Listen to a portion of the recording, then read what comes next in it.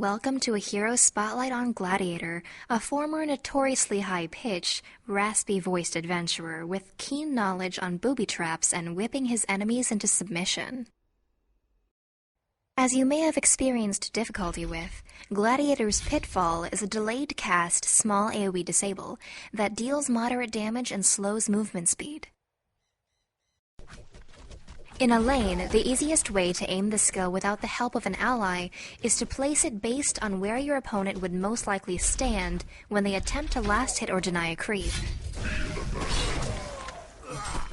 Showdown is a targeted no-damage spell that summons an arena where a hero is standing, teleporting them back to that location after a short duration. The skill has no range limit once casted and can only be avoided by spell immunity. Most players use this skill to chase down enemies, but as you can see here, it's also effectively casted on this allied Flint to teleport him back to safety. This skill also helps you aim your Pitfall without fear of missing, as long as you time it correctly and cast it at least 2 seconds after Showdown. Gladiator's third skill, Flagellation, allows him to deal bonus damage in a large area in front of him.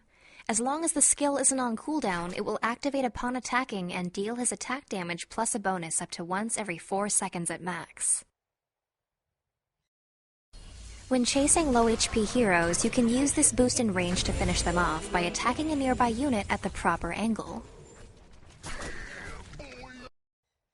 An interesting thing to note that may make denying in a lane much easier is that when this skill is ready for use, you will gain the bonus attack damage for all of your denies without setting off the cooldown.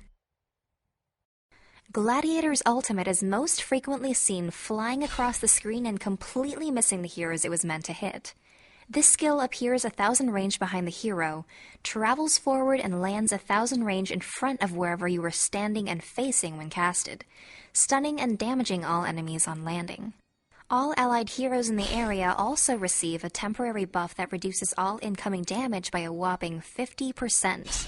However, once it wears off, they still take the damage, but it's not lethal.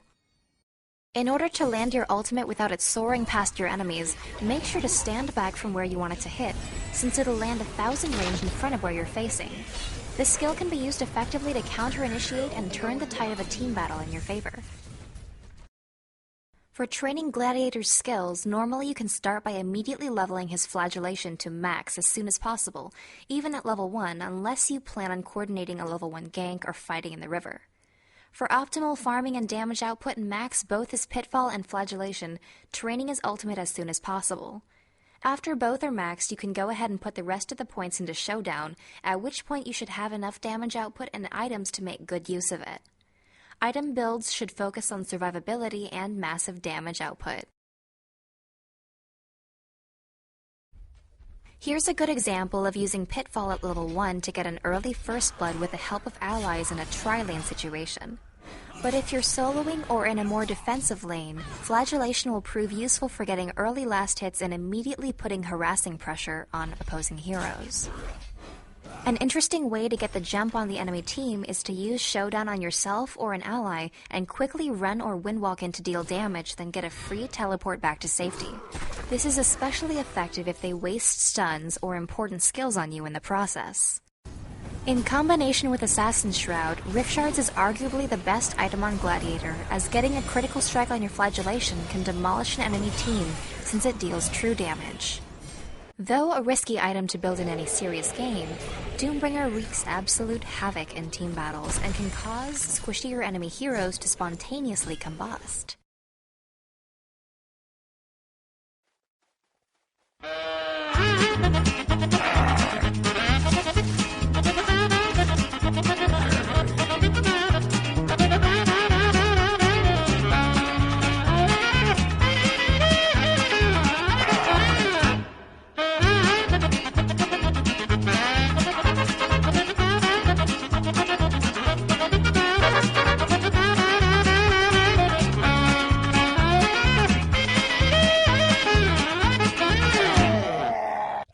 Shadow.